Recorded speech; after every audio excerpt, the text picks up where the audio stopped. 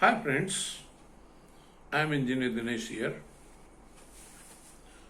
दोस्तों, मैं जब सेवानिवृत्ति के करीब था 60 साल की उम्र में,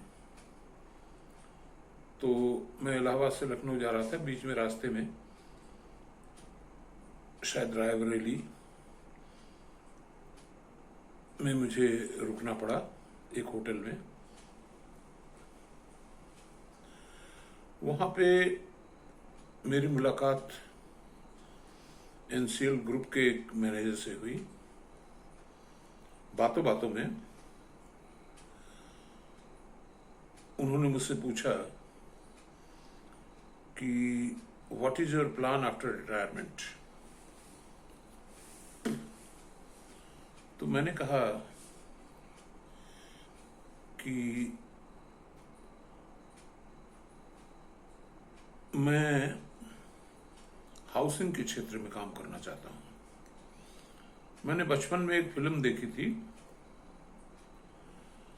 जिनको लोग हीरो जिनको लोग भारत भूषण कहते थे, उनकी एक फिल्म थी रोटी कपड़ा और मकान। तो 60 के दशक में जब मेरी उम्र 60 की थी और 2012 की बात मैं कर रहा हूँ, तो मुझे ऐसा लगा कि अब भारत में, हमारे देश में रोटी और कपड़ा का इंतजाम तो हो चुका है। और अगर आज के परिप्रेक्ष्य में हम देखें तो India is a food grain surplus country. हमारे पास आज की डेट में 4 साल का अनाज भंडारण है। अगर 4 साल तक भारत में अकाल पड़ जाए तो फूड ग्रेन की कमी नहीं होगी। कपड़ा भी है। मेरे एक भाई साहब जर्मनी में प्रोफेसर थे, बर्लिन यूनिवर्सिटी में, तो कहते थे यार, जब इंडिया आते थे, कि भारत एक बहुत ही अच्छा देश है। यहाँ पे एक लुंगी और बंडी में आप पूरा साल काट सकते हो। न तो ज्यादा जाड़ा है, न ज्यादा गर्मी है, सुहावना मौसम है। कोट के ऊपर ओवरकोट पहनने की जरूरत यहाँ नहीं है। तो यानी कि रोटी और कपड़ा, ये दोनों समस्याएं नहीं थी उस समय भी, और आज भी नहीं है। मगर एक समस्या है, वो है मकान की। तो मैंने सोचा क्यों ना इस क्षेत्र में काम किया जाए। नौकरी के दौरान मैंने बहुत सारा अध्ययन किया और हाउसिंग के क्षेत्र में विशेष तौर पे मैंने रिचर्ड बकमिनिस्टर फूलर को पढ़ा, जो एक यूएस बॉर्न इंजीनियर थे। हालांकि he was not a qualified engineer, he was a mathematics teacher. उनकी कहानी ये थी कि उनकी जो 2 आंखें थीं वो look here and see there वाली थी, डाइवर्जेंट। और जब तक उन्होंने ऐसी आंखों के लिए विशेष रूप से जो चश्मा होता है, जो जब तक उसको उन्होंने नहीं पहना, तब तक उनको दुनिया अलग दिखती थी। बहरहाल, to cut the story short, उनकी शादी हुई, किसी तरह से एक बच्ची पैदा हुई और उसको ब्लैक फीवर हो गया। उस दौर में ब्लैक फीवर का इलाज इतना आसान नहीं था।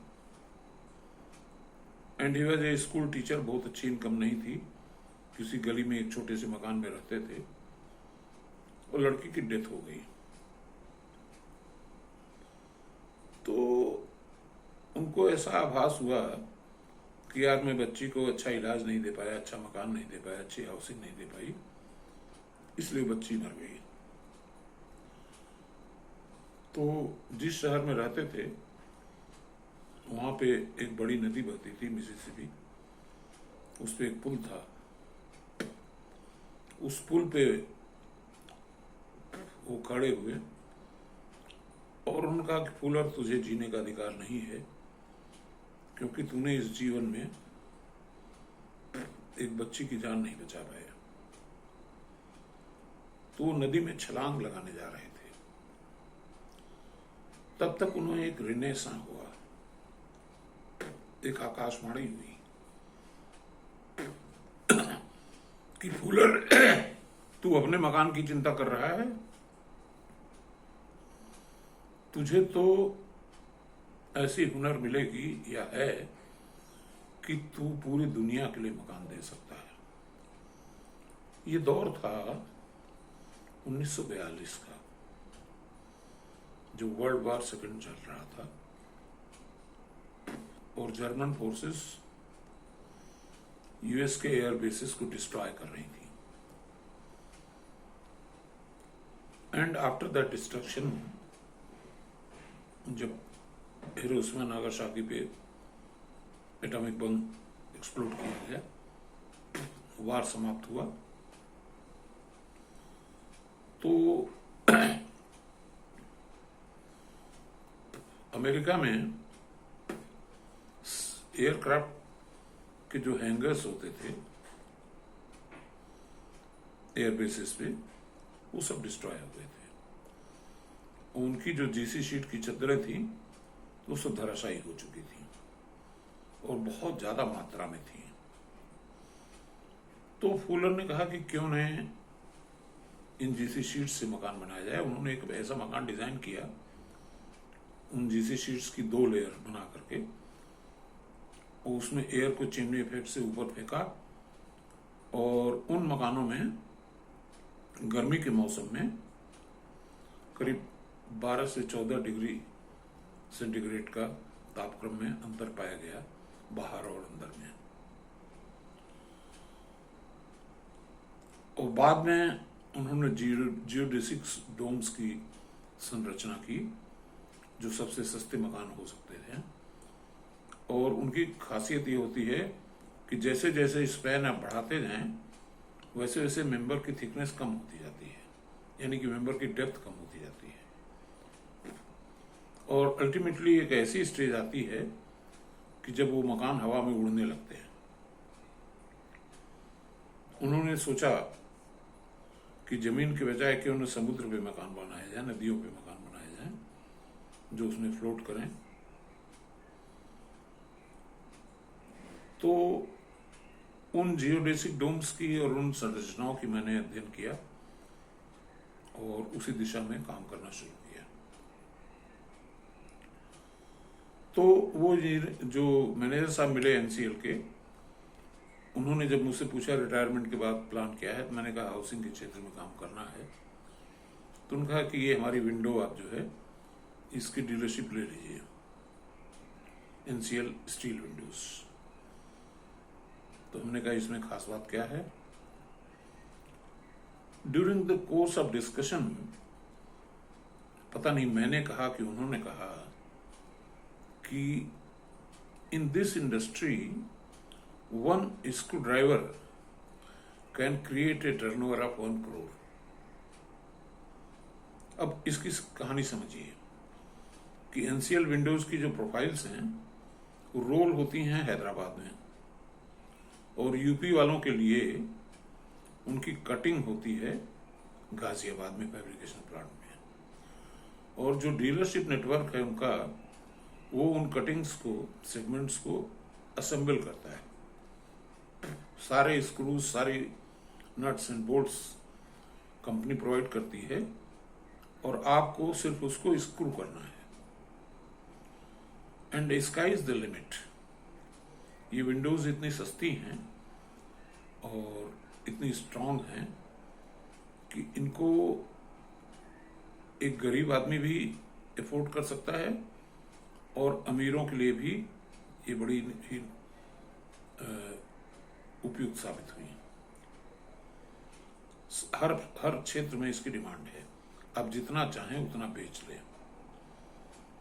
तो मैंने विगत 10 साल में अनुभव किया कि वाकई एक स्क्रू ड्राइवर से 1 करोड़ का टर्नओवर एक छोटा डीलर मेरे जैसा कर सकता है। तो जो आवश्यकता है इस देश में, एक किताब मैंने पढ़ी, स्मॉल इज ब्यूटीफुल, जर्मनी का एक राइटर है E.F. Shoemaker. Small is beautiful में बहुत ज्यादा उल्लेख इंडिया के बारे में है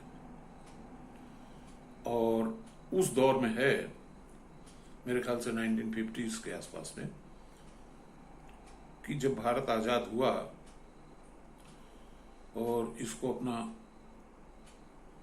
अपनी इकोनॉमी डेवलप करनी थी, अपनी इंडस्ट्री डेवलप करनी थी,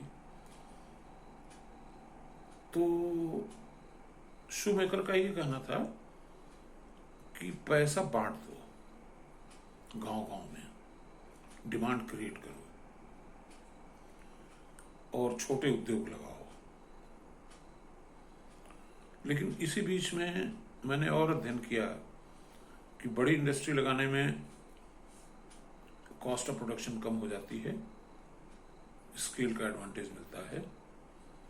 तो एक तरफ बिग था और एक तरफ स्मॉल था। तो स्मॉल इज ब्यूटीफुल एक सब्जेक्ट था, दूसरा सब्जेक्ट था बिग इज ब्यूटीफुल। लेकिन मैंने जो सोचा कि neither small is beautiful nor big is beautiful, small with in big is beautiful. यानी कि एक कारपोरेट क्रिएट हो जो अपने साथ छोटे स्केल के, स्मॉल स्केल के इंडस्ट्रीज को भी उसमें अकोमोडेट करे। तो जैसा कि मैंने बताया कि ये विंडो के सेक्शन रोल होते हैं, हैदराबाद में कटते हैं, गाजियाबाद में, और असेंबल करते हैं हमारे जैसे डीलर्स। तो ये 3 टियर अरेंजमेंट है। और इसमें small is beautiful and big is beautiful का तीसरा जो रास्ता निकला वो था कि small with in big is beautiful. यानी कि कारपोरेट ऐसी संस्कृति, ऐसी व्यवस्था पैदा करे कि जिसमें स्मॉल स्केल का भी समावेश हो सके, उसका भी कल्याण हो सके। तो दोस्तों, ये एक उदाहरण है एनसीएल। हम यूएस विजिट में मैंने देखा, वहाँ एक स्वीडन या स्विट्जरलैंड की एक इंडस्ट्री है, उसका नाम है आइकिया। वो आपके हाउसिंग के, फर्नीचर के, हर तरह के वो आपको पार्ट्स प्रोवाइड करते हैं। आपको घर ले जाकर के उसको असेंबल करके you can make your bed, something like do it yourself. Profile और सेक्शन वो प्रोवाइड करते हैं और असेंबली आपको करनी है। तो जब आइकिया को मैंने देखा, हमने कहा यार कि एनसीएल तो आइकिया के पैटर्न पे ही चल रही है और बल्कि उससे बेहतर पैटर्न पे चल रही है कि जहां पे बिग में स्मॉल का समावेश संभव हो सका है। तो दोस्तों, इस तरह की इंडस्ट्री जिसमें स्मॉल का बिग में समावेश हो सके, इसकी परिकल्पना ही भारत जैसे विशाल देश जहां पे 140 करोड़ लोग रहते हैं, उसकी समस्याओं का हल रोजगार की दिशा में। अब जैसे मेरी छोटी सी इंडस्ट्री है ग्रीन टेक्नोलॉजी, मेरे पास 20-30 लड़के काम करते हैं, 2 करोड़ के आसपास का मैं टर्नओवर कर लेता हूं। स्क्रू ड्राइवर का मतलब मशीन डिपेंडेंट स्क्रू ड्राइवर्स जो 3-4 हज़ार रुपये में मिलते हैं, तो एक टूल आप दे दीजिए एक लड़के को, तो महीने भर में वो 1 लाख का काम कर सकता है। तो मेरा ये संदेश है कि एनसीएल के पैटर्न की और भी इंडस्ट्रीज इवॉल्व हों इस देश में, जिसमें स्मॉल विद इन बिग का समावेश हो सके। धन्यवाद।